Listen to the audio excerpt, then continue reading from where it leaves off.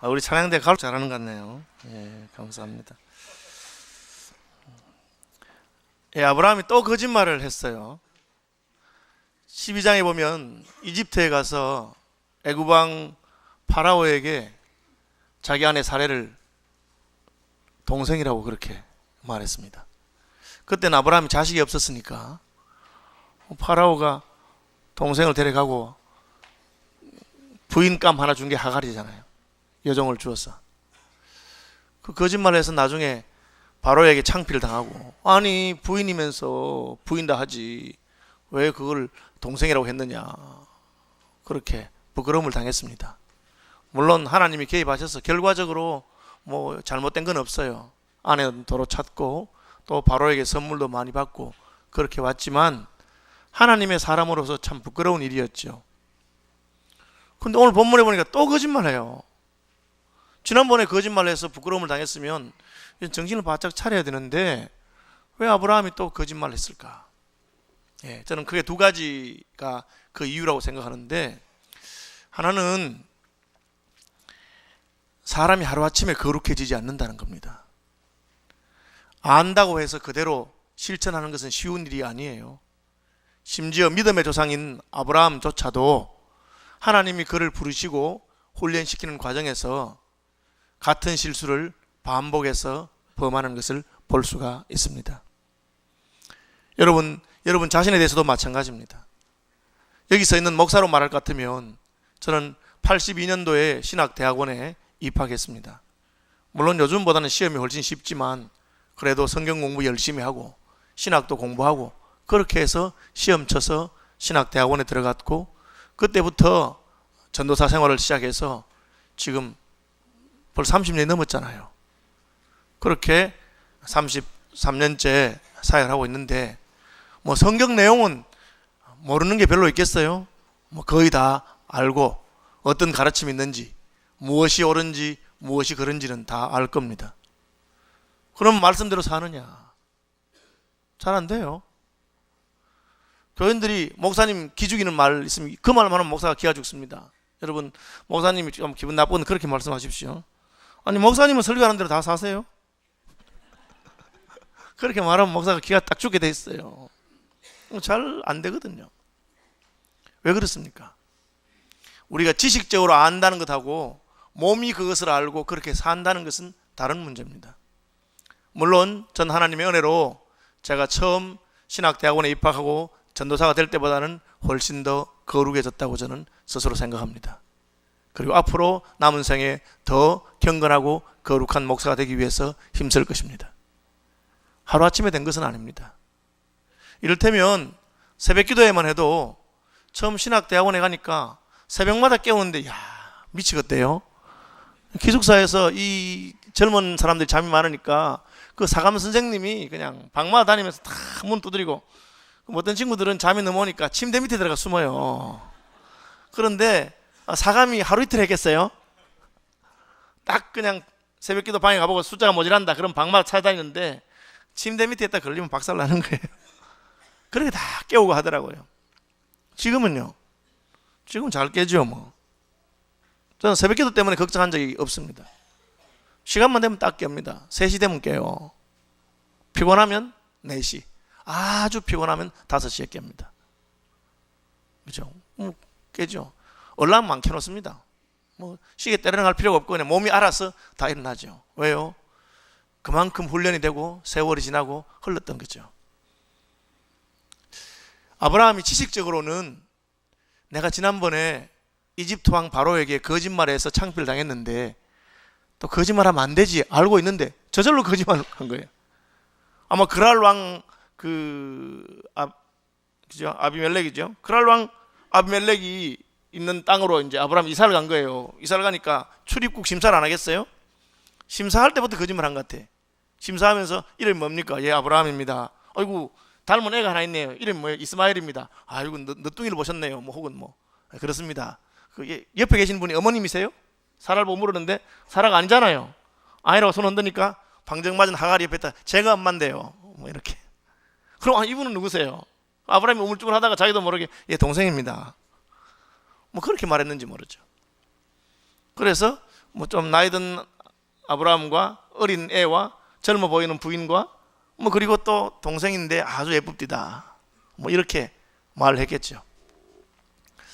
아브라함이 이 몸이 자기의 지식과 자기의 신앙을 따라가지 않는 것이죠.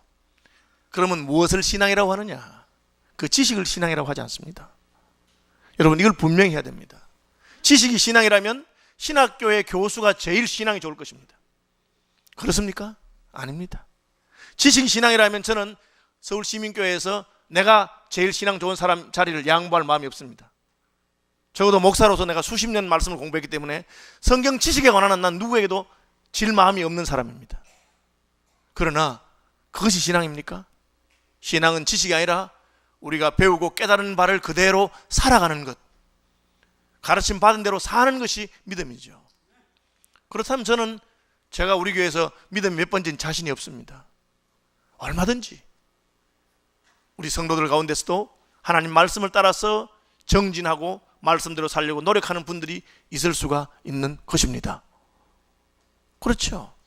아브라함이 지식적으로는 거짓말하면 안 된다는 것을 알고 경험이 있었지만 그 몸은 자기도 모르게 거짓말 해버린 것입니다. 훈련이 안 되기 때문에 그렇죠. 그래서 성경은 경건에 이르는 것을 연습하라, 그렇게 말씀하셨습니다. 여러분, 스스로 절대 착각하면 안 되는 것은 내가 교회 다닌 횟수가 늘어나서 교회의 일이 어떻게 돌아가는지를 잘 알고 설교를 오래 들었기 때문에 하나님의 말씀에 대한 이해가 분명하고, 그것이 우리의 믿음이 아닙니다. 믿음이라고 하는 것은 하나님의 말씀을 그대로 받아들이고 순종할 수 있는 것. 언제 아브라함이 믿음의 아버지가 됩니까? 마침내 자기 아들 이삭조차도 하나님의 말씀에 순종해서 바치라고 하면 바칠 수 있는 사람이 되었을 때 그는 하나님의 친구가 되고 믿음의 아버지가 된 것입니다. 그러기 위해서 우리는 우리 육체를 쳐서 복종시키면서 하나님의 말씀에 순종하는 훈련을 해야 되는 것입니다. 저는 제가 올해 한 일 중에 제일 잘하는 일이 뭐냐 하면, 교회 표 작년에 말씀과 기도를 했는데 올해 다시 말씀과 기도를 한 거, 내가 참 잘한 것 같아. 왜? 잘 안 되니까. 말씀과 기도를 하고 성경 한번 천독해 봅시다 했는데 작년 연말에 300 몇 독이 뭐예요? 우리 교인들이 몇천 명인데. 그러니까 다시 말씀과 기도를 하고 올해는 열심히 읽읍시다. 예, 또 올해 안 되면 내년엔 또 다시 말씀과 기도를 해. 내가 이렇게 해가지고 잘할 때까지. 그게 우리 믿음. 믿음이라는 것은 내가 아는 바가 아니고 내 몸이 익숙하고 아는 것입니다. 몸이 훈련돼야 됩니다. 주일이 되면 예배하러 오는 것이 훨씬 편하고 교회 와야 기쁘고, 그것은 여러분이 예배하는 사람으로서 훈련되어 가고 있다는 증거입니다. 기도하는 것이 옳은 줄 누가 모릅니까? 그러나 예수님의 제자들은 예수님과 함께 1시간도 기도하지 못했습니다. 예수님이 십자가를 지려고 하니까 내 마음이 민망하다, 내 마음이 아프다, 얘들아 너 나와 함께 1시간 동안만 깨어서 기도해 주면 안 되겠냐. 1시간 기도하고 오니까 자고 있습니다. 깨웠습니다. 또 1시간 기도하고 오니까 또 자고 있습니다. 깨웠습니다.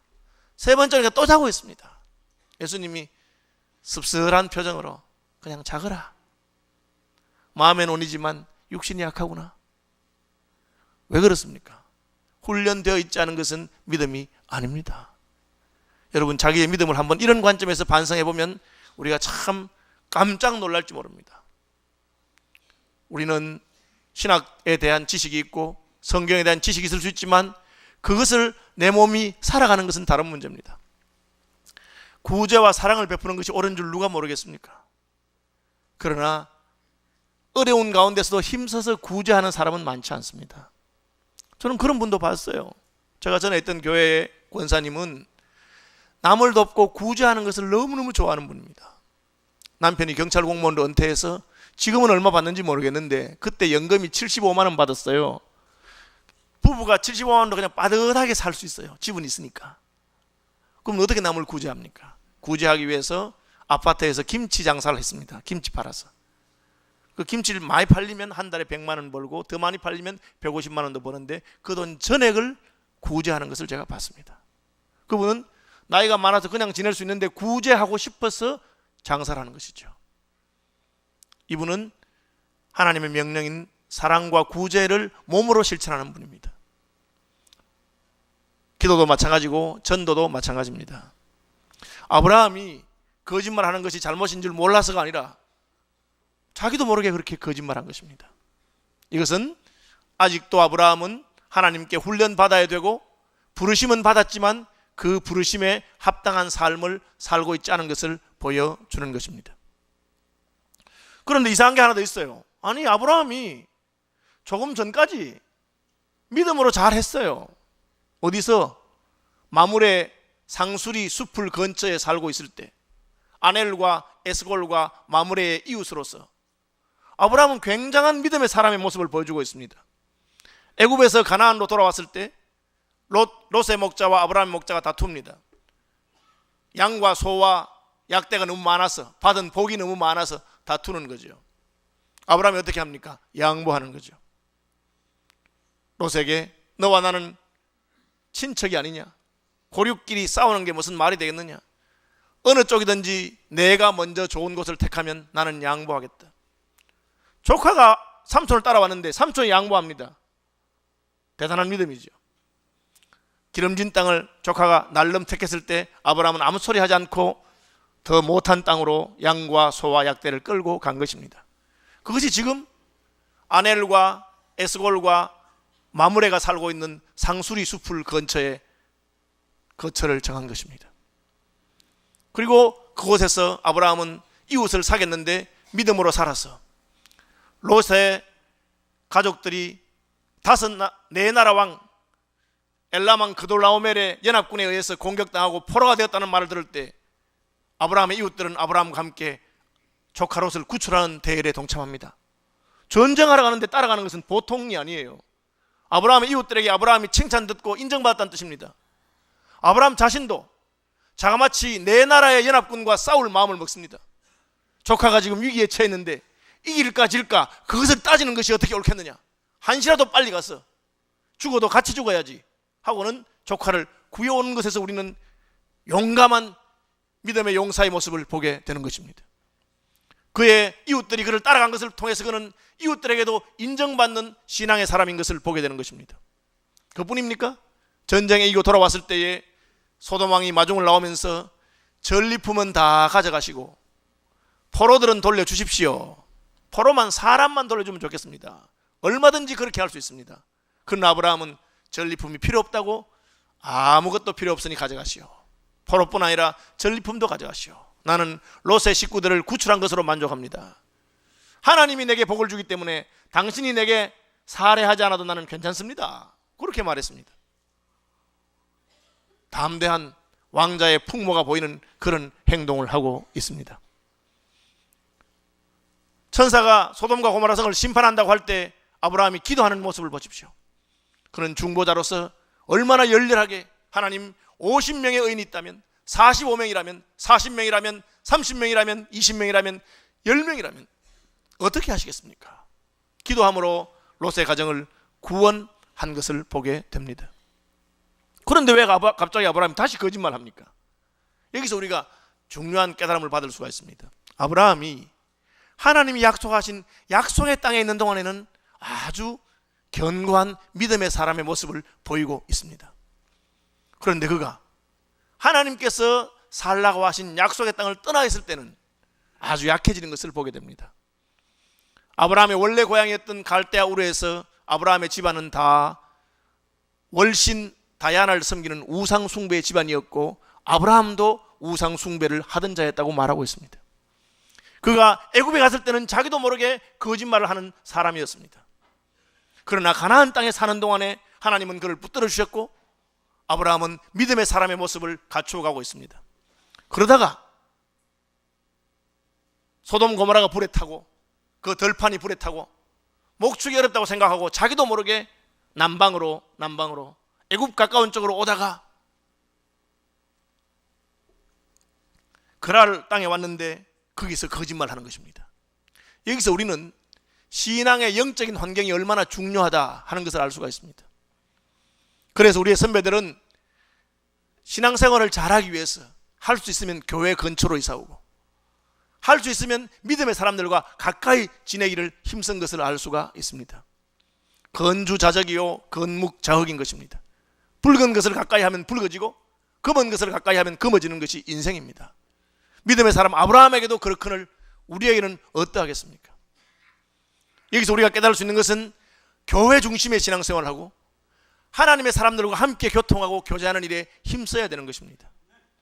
내가 만나는 사람이 내게 영향을 끼치는 것입니다. 제가 전에 있던 교회에서는 나이 드신 전도사님 한 분이 저희 교회에 다니고 계셨는데 그분이 제 어머님 친구예요. 제가 개척한 뒤 얼마 안 돼서 전화가 왔어요.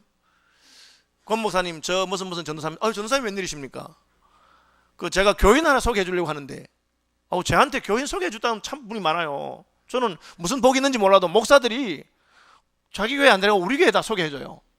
저 그런 분 여러분 있었는데 전도사님 그 누굽니까? 내다. 자기를 소개해 주는 거예요, 우리 교회. 그래서 아니 전도사님 교회 일은 안 하시고요. 내가 몸이 아파서 은퇴를 하려고 한다. 은퇴하면 너네 교회 가려고 한다. 그래서 저희 교회 오셨어요.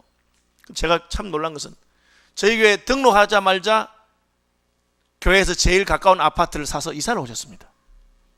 등록하자마자. 그리고는 그날부터 새벽기도, 철야기도에 오시면서 교회를 위해서 기도하기 시작하셨습니다. 제가 깜짝 놀랐습니다. 저것이 바로 옛적에 예수 믿던 우리 앞세대 사람들이 하는 것이구나. 교회가 좀 부흥해서 예배당을 사서 옮겨야 됐습니다. 그 전도사님 제일 먼저 하신 일이 뭐냐? 그 아파트를 팔고 교회 근처로 이사를 오신 것입니다. 전에 있던 교회는 좀 외곽이라서 아파트가 샀는데 여기는 비싸니까 그걸 팔고 할 수 없이 새로 들어오셨습니다. 그러면서 역시 교회를 위해서 기도하시고 새벽이든 철야든 교회 일이 있으면 빠지지 않고 또 교회에 무슨 일이 생기면 빨리 가서 자기가 돌보고 그렇게 하셨습니다. 이것이 나의 영적인 환경을 내가 이사하는데 제일 중요하게 생각하는 것입니다. 맹자의 어머니는 자식의 교육을 제우선적으로 생각해서 맹모의 삼천지교라고 하는 말이 나왔습니다. 그러나 하나님의 사람들은 나의 영적인 환경, 신앙의 환경을 제일 우선적으로 생각하는 분들이 되시기를 바랍니다. 내 자식들이 믿음을 가지는 데 더 유익한 그런 환경에 살아야 되는 것입니다. 우리 가정이 하나님의 말씀에 순종하고 하나님께 가까이 가는 그런 환경에 거하도록 그것을 우선적으로 생각해야 되는 것입니다. 아브라함이 그것을 실패했습니다. 가나안 땅에 있을 동안에는 내 나라의 왕과 싸워도 겁내지 않던 사람이 그날에 와서는 아비멜렉 한 명에게 아비멜렉 하나를 두려워할 이유가 뭐 있습니까? 그돌라오멜과 다른 세 왕의 연합군과 싸워서 조카를 빼앗아온 사람인데 그 한 왕에게 벌벌 떨면서 혹시 내 목숨을 빼앗길까 하여 아내를 보고 동생이라고 하는 그런 형편에 처하게 되는 것입니다. 여러분, 혼자 잘 믿는 사람은 없습니다. 항상 사랑과 선행을 격려하는 믿음의 사람들이 있어야 되는 것입니다. 교회 안에 있으면 저는 참 괜찮은 사람처럼 보입니다. 제가 교회 안에서 무슨 실수를 하려고 하겠습니까? 우리 교인들이 다 쳐다보고 있는데 혹시 여러분 중에 제가 욕하는 거 들어보신 적 있습니까? 없죠. 다 보는데 제가 어떻게 욕을 해요? 욕을 안 하느냐? 욕할 때 있습니다. 운전하는데 뭐 끼어드는 거야. 그러면 나도 모르게 아니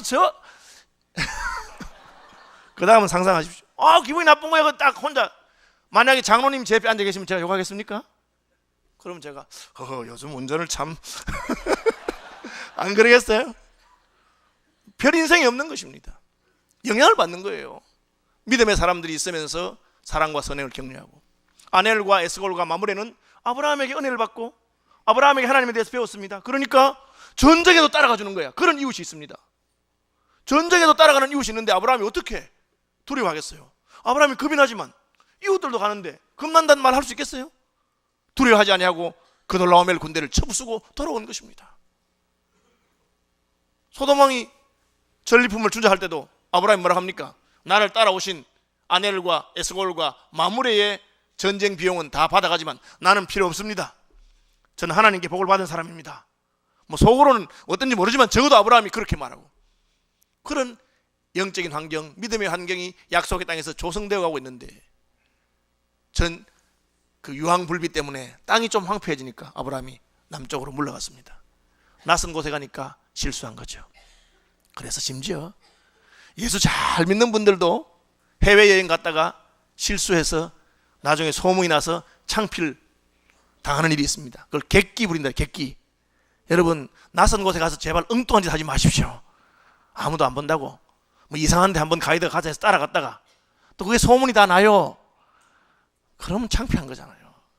그게 인생이 별 존재가 아니기 때문에 나의 신앙 환경을 잘 해야 되는데, 아브라함이 그렇게 믿음의 사람이었음에도 불구하고 네게브 사막 밑으로 애굽에 가까이 가는 순간에 아브라함도 실수합니다.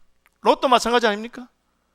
더 좋은 환경을 따라서 갔는데 믿음에서는 멀어지기 시작하니까 결국은 소돔 고모라 성에서 포로로 잡혀갔다가 그때 정신 차려야 되는데 또 못 차리고 거기 있으니까 유황불비가 소돔 고모라를 멸망시키고 빈 털터리가 되어서 아내도 소금기둥이 되고 그냥 딸 둘과 같이 생활하는 그런 수치스러운 이름을 역사에 남기게 되는 것입니다. 아브라함의 사건에서 우리가 받을 수 있는 교훈은, 영적인 환경이 중요하구나, 신앙 환경이 중요하구나. 그런 면에서 교회는 성도들의 영적인 환경이 되어야 됩니다. 먼저 믿은 사람들이 잘해야 돼요. 먼저 믿은 사람들이 새로 믿은 사람들에게 신령한 본을 잘 보여줘야 돼. 그래야 새로 믿은 사람들이 그렇게 합니다. 저는 우리 새가족 교구 한번 칭찬하고 싶어요. 우리 새가족 교구의 순장님들이 얼마나 잘하는지. 새로 등록하신 분들이 새벽기도도 나오고 수요예배도 나오고 금요예배도 다 나와요. 왜 나오시겠어요? 구순의 순장님들 다 나오니까. 예수 믿음 원래부터 그래야 되는 줄 알고 다 나오는 거야. 여러분, 새로 믿은 분들은 먼저 믿은 분들의 본을 보고 따라가는 것입니다. 그렇죠? 아니, 새로 믿은 분 가운데 11조 하는 분도 있더라고. 제가 깜짝 놀랐어요. 야, 이분이 11조 생활 하시는구나. 왜 그렇게 했습니까? 자기 순에서 모이니까 그 순에서 먼저 믿은 분들이 그런 본을 보이니까 예수는 저렇게 믿는가 보다 하고 따라하는 거예요. 힘들게 전도해 놔서 그냥 데려왔는데, 그 순에 갔더니만은 반은 열심히 믿고 반은 날라리라. 누구 본 받겠습니까? 날라리 본 받습니다. 사람이 그래요. 안 좋은 거 본 받거든. 그런 문제가 생기는 겁니다. 그래서 교회는 항상 우리 다음 세대들에게, 새로 예수 믿는 사람들에게 어떻게 하나님을 섬겨야 되는지, 어떻게 예배하면서 어떻게 믿는 것인지 선한 본을 보여줘야 됩니다. 믿음 좋은 사람도 영적인 환경이 안 좋은 데 가면은 대부분 흐트러지는 겁니다. 그렇죠? 무엇이 더 옳고 좋은 것입니까? 하나님을 섬기고 예배하는 것이 훨씬 더 좋은 것입니다. 제가 몇 주 전에 친구 목사님들 몇 가정과 함께 지방에 있는 분들이 강원도에 한번 가보고 싶다 해서 제가 강원도에 한번 모셨습니다. 그래서 숙소도 제공하고 이렇게 같이 지냈는데, 이제 새벽이 되니까 전 저절로 깨지더라고요. 그래서 집사람하고 둘이 이제 예배를 드렸습니다. 그냥 침대에서 예배를 드리는데, 그 며칠 2박 3일 일정이 끝나고 가면서 그 사모님 하나가 제게, 목사님 크게 배우고 갑니다.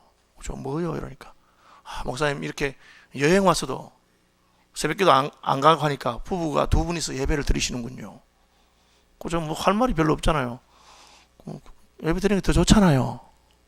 좋아서 그냥 한 거죠, 그냥. 저는 우리 교인들 보고 새벽기도 나오라고 뻑지도 않고, 우리 부목사님들 안 나와도 아무 말 안 합니다. 그냥 바보같이 나오면 더 좋은데, 나오면 훨씬 좋은데 안 나오는 게 지가 바보지. 그걸 내가 나오라고 뻑겠습니까?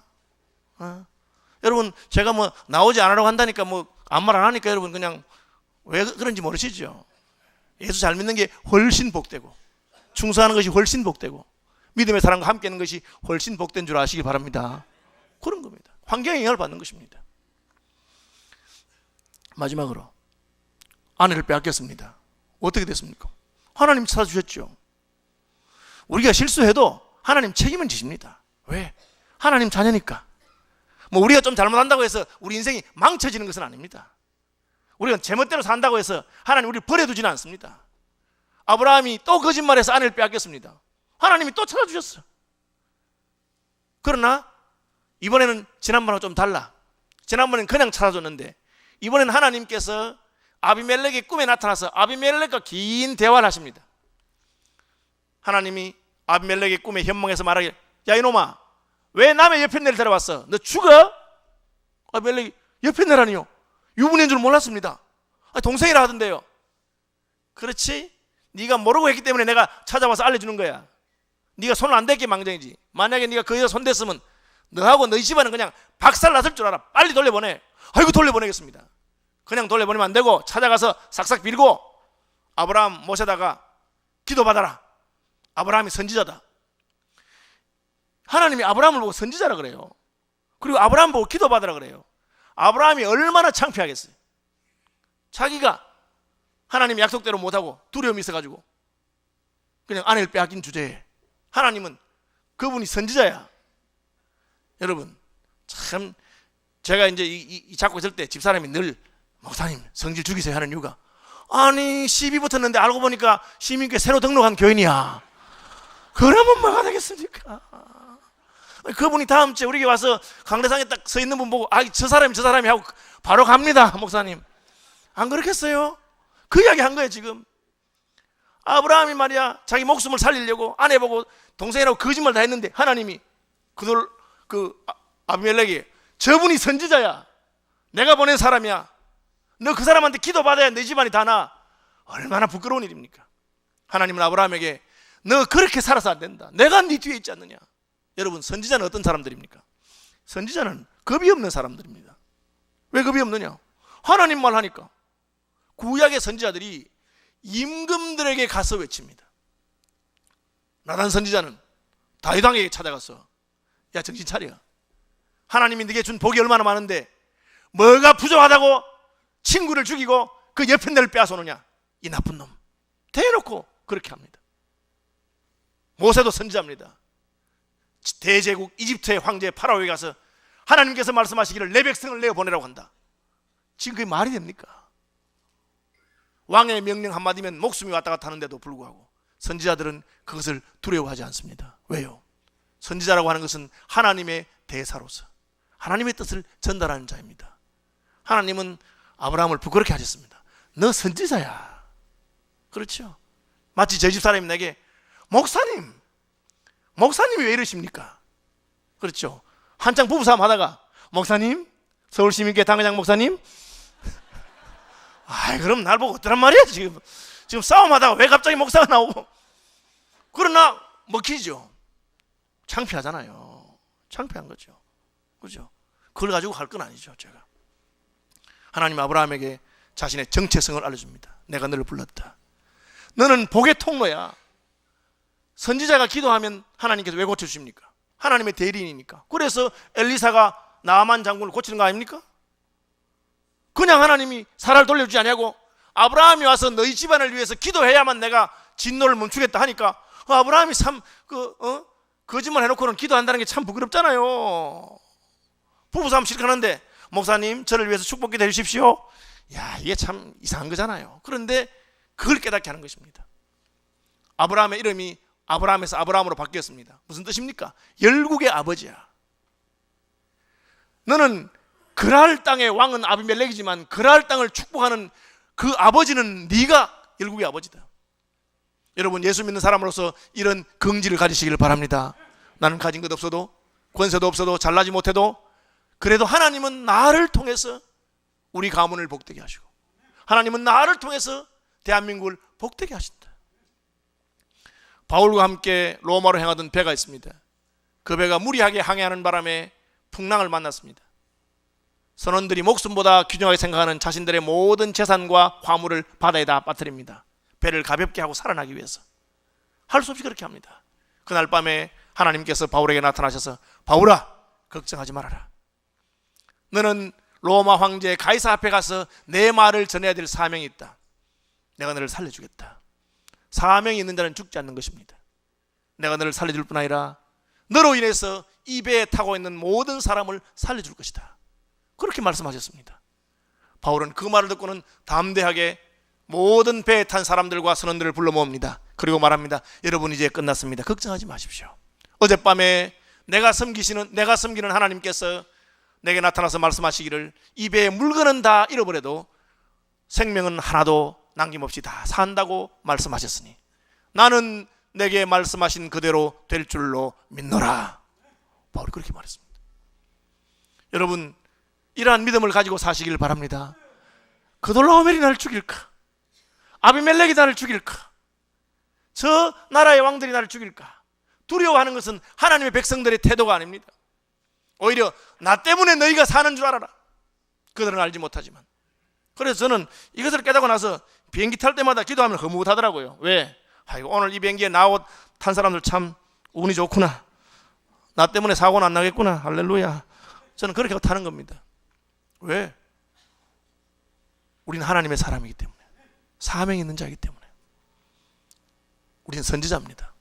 하나님의 대리인으로서 하나님의 뜻을 그들에게 나누고, 우리는 복의 통로입니다. 우리를 통해서 축복이 세상에 임하게 하는 자입니다.